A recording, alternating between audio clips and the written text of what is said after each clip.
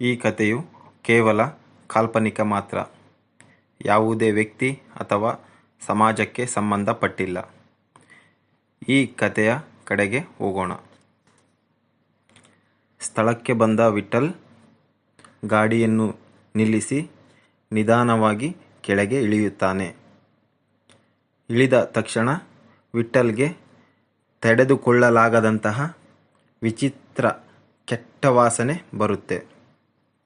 ಆಗ ಮುಖಕ್ಕೆ ಕೈ ಹಿಡಿದು ನಿಧಾನವಾಗಿ ಶವದ ಹತ್ತಿರ ಹೋಗುತ್ತಾನೆ.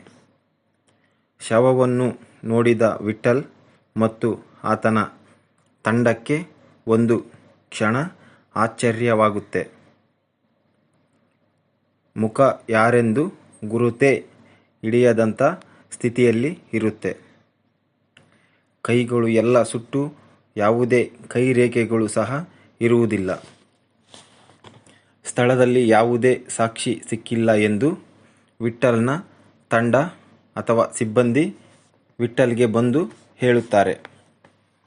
ಆಗ ವಿಠ್ಠಲ್ ಸ್ಥಳದಲ್ಲಿ ನಿಧಾನವಾಗಿ ಪರಿಶೀಲನೆ ಮಾಡುತ್ತಾನೆ. ಆದರೂ ಕೂಡ ಯಾವುದೇ ಸಾಕ್ಷಿ ಸಿಗದ ಕಾರಣ ಶವವನ್ನು ನಿಧಾನವಾಗಿ ನೋಡಿದಾಗ ಮಹಾ ಎನ್ನುವ ಪದವನ್ನು ಕುತ್ತಿಗೆಯ ಭಾಗದಲ್ಲಿ ಗಮನಿಸುತ್ತಾನೆ. ಅಲ್ಲಿಂದ ಶವವನ್ನು ಹಾಸ್ಪಿಟಲ್ಗೆ ರವಾನಿಸಲು ವಿಠ್ಠಲ್ ಸಿಬ್ಬಂದಿಗೆ ತಿಳಿಸಿ ಅಲ್ಲಿಂದ ಹೊರಡುತ್ತಾನೆ. ವಿಠ್ಠಲ್ ಮತ್ತೆ ದಾರಿಯ ಮಧ್ಯದಲ್ಲಿ ತನ್ನ ಹಳೆಯ ಅಂದರೆ ಪ್ರೀತಿಯ ದಿನಗಳನ್ನು ನೆನೆಯಲು ಶುರು ಮಾಡುತ್ತಾನೆ. ಕಾಲೇಜಿನ ಸಮಯದಲ್ಲಿ ಒಮ್ಮೆ ಕಾಲೇಜಿನ ದಿನಗಳನ್ನು ಮೆಲುಕು ಹಾಕಲು ಶುರು ಮಾಡುತ್ತಾನೆ. ಒಂದು ದಿನ ಬಸ್ನಲ್ಲಿ ಪ್ರಯಾಣ ಮಾಡುವಾಗ ಬಸ್ಸಿನಲ್ಲಿ ತುಂಬ ಜನ, ಮಧ್ಯೆ ಎಲ್ಲೂ ಕಾಲು ಇಡಲು ಸಹ ಜಾಗವಿಲ್ಲದಂತಹ ಜನಸಂದಣಿ.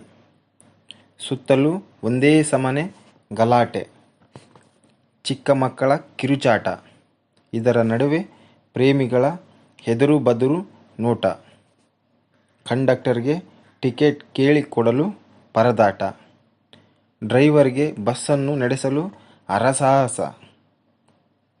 ಆಗ ಕಂಡಕ್ಟರ್ ಒಮ್ಮೆ ಮುಂದಿನ ಸೀಟ್ ನಿಂದ ದಾರಿ ಮಾಡಿಕೊಂಡು ಟಿಕೆಟ್ ಕೇಳಲು ದಾರಿ ಮಾಡುತ್ತಾನೆ.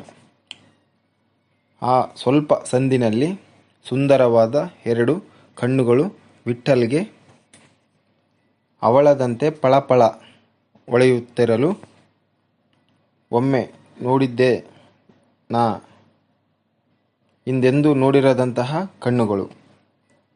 ಆ ಕಣ್ಣುಗಳನ್ನು ಎಷ್ಟು ಸಮಯ ನೋಡಿದರೂ ಮತ್ತೆ ಮತ್ತೆ ನೋಡಬೇಕು ಎನ್ನುವ ಹಾಗೆ ಆಕರ್ಷಿತ ಮಾಡುತ್ತಿದ್ದವು. ಮುಂದೆ ಏನಾಯಿತು? ವಿಠ್ಠಲನ ಪ್ರೇಮ ಕಥೆ ಎಂದು ನೋಡೋಣ ಮುಂದಿನ ಭಾಗದಲ್ಲಿ. ನಮ್ಮ ಈ ಹೊಸ ಪ್ರಯತ್ನಕ್ಕೆ ಸದಾ ನಿಮ್ಮ ಸಹಕಾರ ಇರಲಿ. Please subscribe and share, likes and comments.